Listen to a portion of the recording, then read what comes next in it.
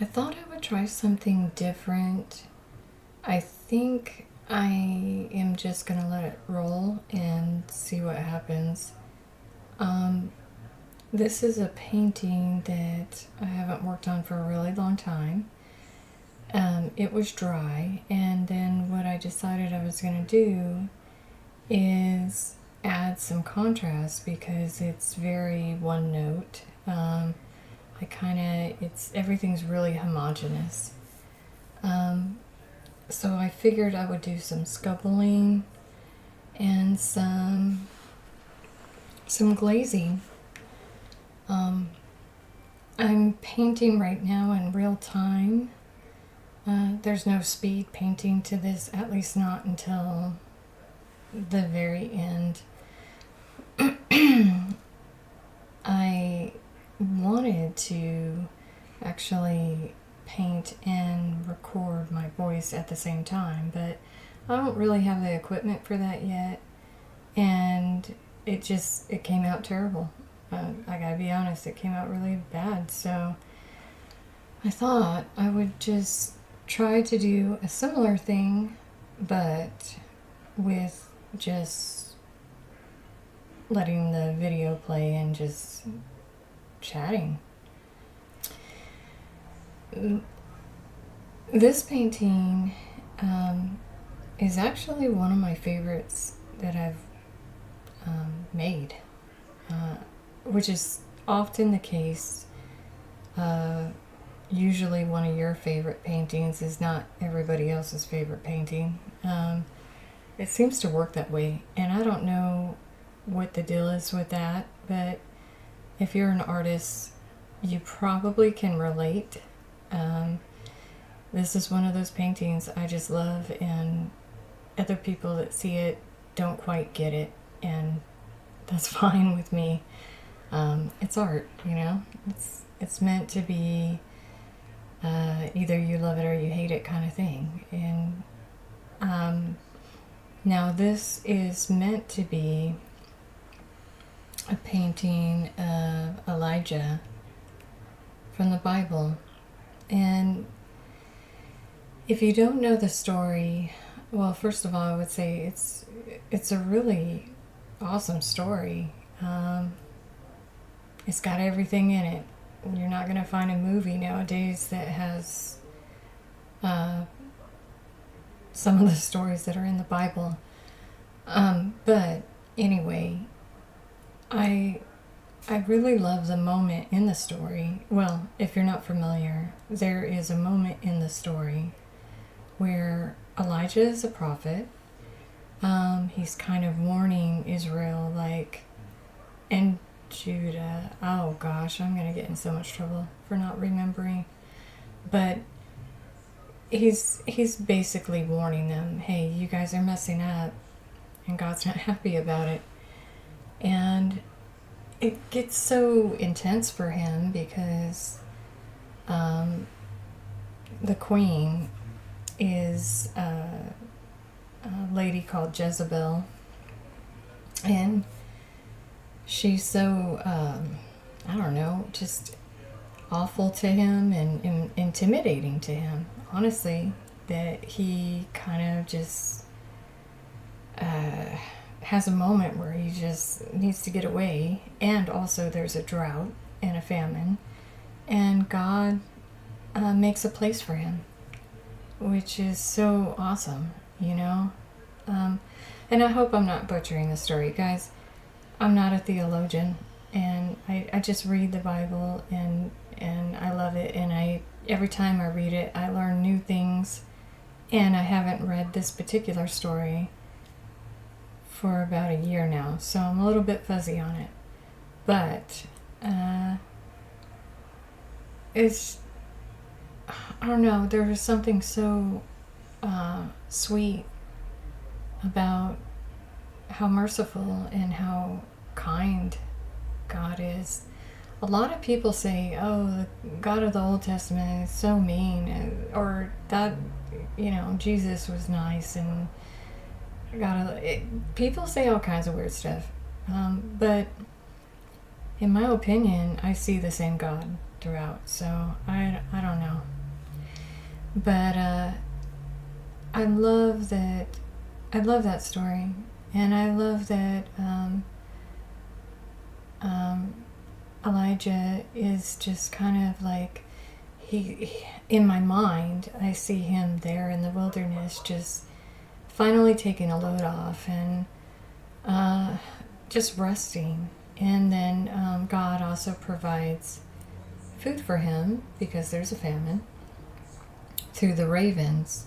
So that's why the ravens are there. Now, why is there no food there? I don't know. It's artistic liberty. You know, as artists, we just do whatever we want sometimes in stories and paintings.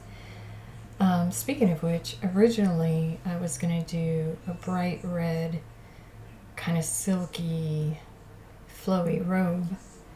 And it was very stylized, and I loved it. It was kind of dynamic, actually. But then it just wouldn't have looked like Elijah at all. Elijah, sorry. It wouldn't have looked like him at all, because I already have the ravens and, no food. So I thought, you know what, I'm going to try. Also, it was a challenge for me to try to do the robe with the camel hair.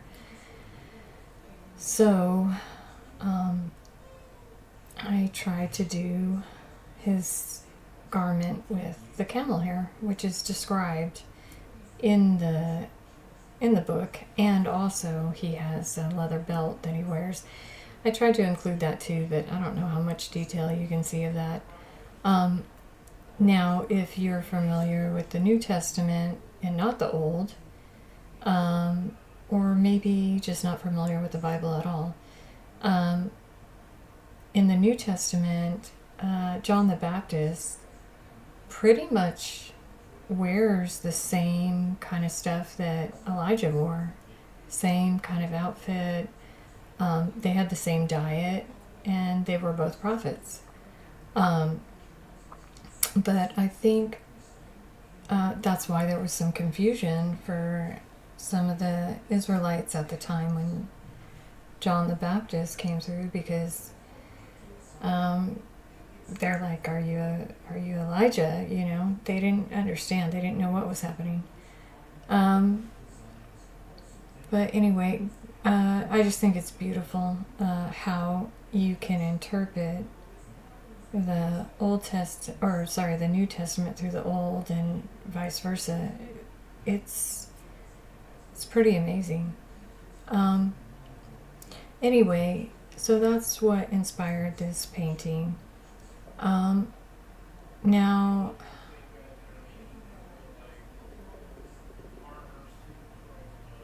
I don't know. I would love to hear what kind of art you guys are inspired by. Honestly, I would love to know.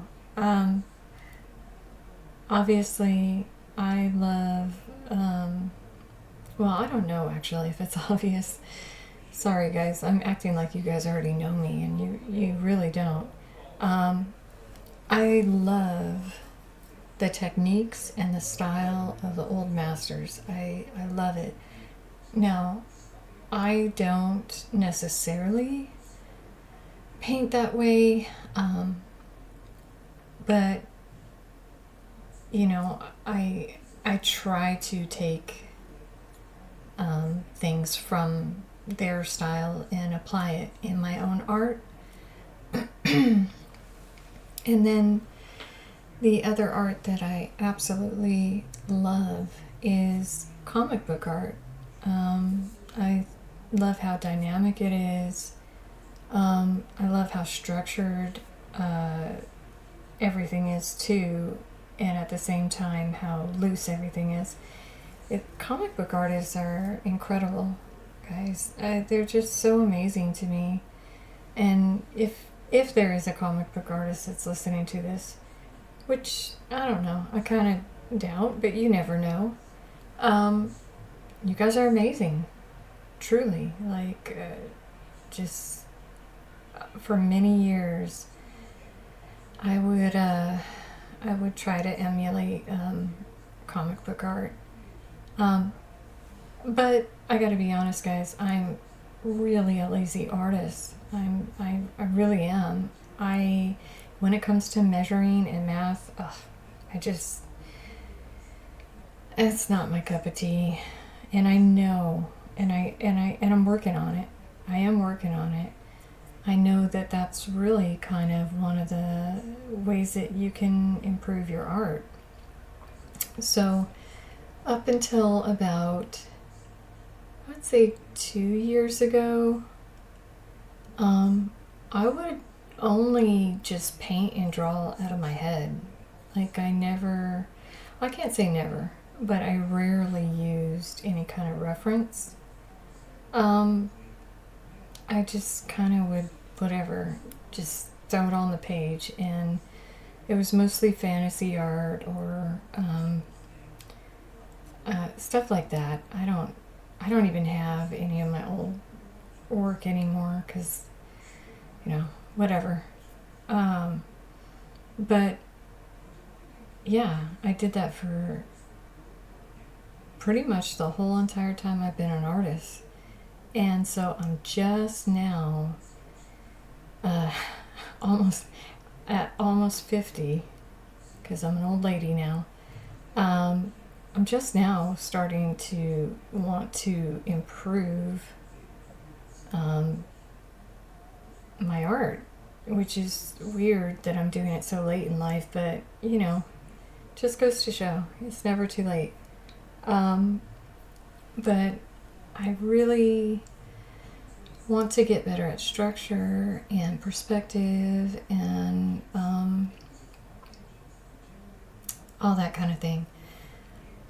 My husband, he's so sweet. He just bought me a compass, artist compass, that measures proportions, which is incredible, and I can't wait to use it. And I know I get happy over stupid stuff, guys. I'm sorry, but that makes me happy. And I'm like, wow, you mean I can put my compass up to something over here and then it's larger on the other end? That's great. Now, I haven't used it yet, but I do plan on using it often, and I'm excited about it because I've tried other methods. I've tried the grid, I've tried, um, projection, I've tried tracing paper, I've tried all that stuff, and I don't like it. I gotta be honest, it's not for me. And the whole purpose of doing art to begin with is, yes, to improve on your skill, because it would be boring if there wasn't a challenge, but also because you love it. And so now I'm just trying to find that balance. I will say this, and I might even do a short video on it. Nothing like this. This is just me rambling. Probably is going to be good for people to go to sleep to. But I want to kind of explain how I do measure. Again, it could use improvements, but it does help. So basically, I take an image into Photoshop that, well, since I've been working from photos, so only for the past year or 2 years now, but I'll take it into Photoshop and I'll do a layer over top of it, and I will trace out the big shapes in the image. And then I will delete the picture from it, so all you see is the line work of the shapes. And then that's far easier for me to copy than the detailed drawing, And then I use relational measurements. And I've always done that to a certain degree. Even when I draw from my head. I'll do relational measurements, like does that look right there, or does that, work with that, or from a photo or reference, it's more precise because you actually have an image to start with to measure it from. I don't know. Probably this is all not making very much sense, but maybe it is. And then, yeah, that's pretty much how I do it. I will say this. I said that I drew out of my head only, but that's not 100% true. I was a caricature artist for about 10 years. And it was a lot of fun, guys. It was so much fun. It was probably, I don't know, it was the best job I ever had. Honestly, I loved the people I worked with, and I learned so much from them. Now, if you don't know what caricature art is, you should look it up. It's interesting. You basically, for the novice, it's basically like the big head, little body kind of thing. Although it's way more than that. But so I drew people from all over the world for like 10 years, and it was awesome. It was like being able to travel without going anywhere. I met so many wonderful people from everywhere in the world, literally everywhere in the world. And I really enjoyed it. I will say this, I was not the best caricature artist. I don't ever think it was really my style. But man, I gained a ton of experience with being able to draw loosely and on the fly, and it gives you a lot of courage with your art because you are literally drawing every single day, and you're drawing people, So I got a lot of really good memories and a lot of really good experience from that job, and yeah, I'll always be grateful for it. I will never go back to that job, and there's reasons for that. Oh gosh, there's reasons for that, but that I won't go into at the moment because it's kind of, it's drawn out. Anyway, I would love to know who inspires you guys. What kind of art do you guys love?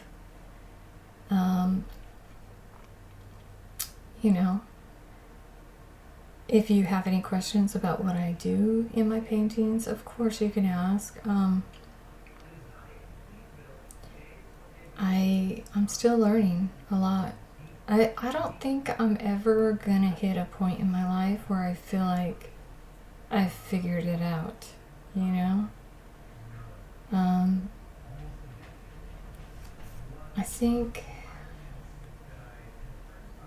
I think most artists are like that. I think you just kind of stay humble.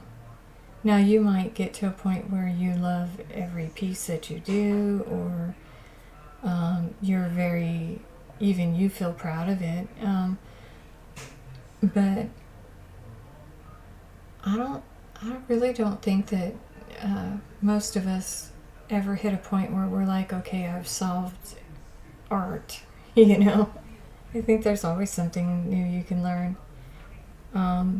Even the ones that are very structured and skilled and talented, they almost have to deconstruct a little bit and learn how to loosen up a little bit and not be so rigid. And then artists like myself that are way too loose need to tighten it up a lot and become a little bit more structured. So I don't know, I think there's always kind of that balance. I don't know, maybe, these are just random stupid thoughts. Maybe it's total BS. I don't know. I have no idea. Um, I I love having an art community. Um, I kind of miss being around artists. I used to draw every single day, like I said, with other artists. And every once in a while, I kind of miss that. However, I really like my solitude too. So, that's the artist curse right there. We want to be around people, but then we don't, it's a weird thing. Um, but the other thing I would love to know is, do you, as an artist, if you are an artist, do you struggle with creativity, or does it just flow from you? Because I've met some pretty amazing artists that have told me like they get artist block all the time, and then they struggle to kind of find something that inspires them. And I don't understand. I don't think I've ever felt that. Knock on wood. Maybe I will one day. But I always have like a billion ideas for paintings going through my head. I think it would take my whole lifetime just to paint the ones that I thought of just this week. I don't run out of ideas like that. And I get inspired every single day by different things, so I don't know. But let me know if you guys struggle with creativity. I sometimes think that people struggle with creativity nowadays because they're bombarded with so much information, and their brain doesn't know how to kind of relax and turn it off and dream, like daydream. Maybe I'm wrong. I don't know. These, again, just random thoughts. But I feel like a lot of young people these days maybe struggle with creativity, and that's not to say that young people can't be creative. I'm not saying that, guys. I'm saying that I feel like some of the struggles that young people have is because of the internet. Like you're so bombarded with information all day long. And though I love that YouTube exists, and I love that I'm able to talk to strangers, honestly, and share my art with them, I turn it off. I'm not constantly online, and that's really healthy. So if you're struggling with trying to come up with a painting or idea, instead of going straight for AI or, whatever else, maybe just turn off your phone, go for a walk, spend some time in your thoughts for a couple of minutes, and do that every day until you develop or redevelop your own creative thoughts. I don't know. What do I know? I'm just another voice on the internet. I might be completely wrong, but I think that might be what's lacking. And if you are a young person and you did stick it out this long to watch this, bravo. Honestly, that's pretty amazing. But also, let me know your thoughts on things like AI. I would be totally interested in finding out if you think it's benefited you or if you think it's hindered you.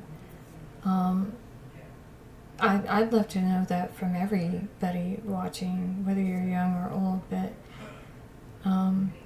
especially the young people. And the reason why I say the young people is because I grew up in a different generation, and even I'm Gen X, and even the millennials grew up with books that they read.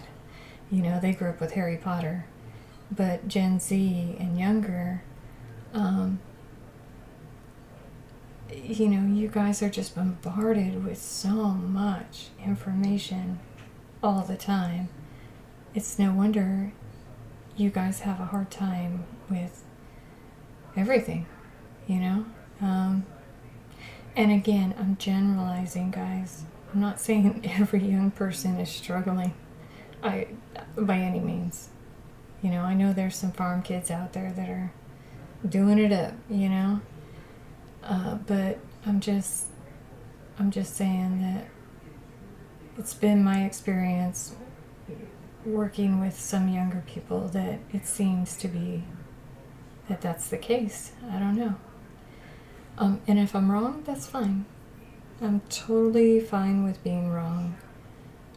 I have a suspicion that probably it's about 50-50 that likes AI and doesn't like AI. I feel like AI is like, it's like fire, you know? You can cook your food with it, or you can burn your house down, you know? So that's how I feel about AI. I have a natural distrust for it. I have not intentionally used AI in my paintings, and when I mean I haven't intentionally used it,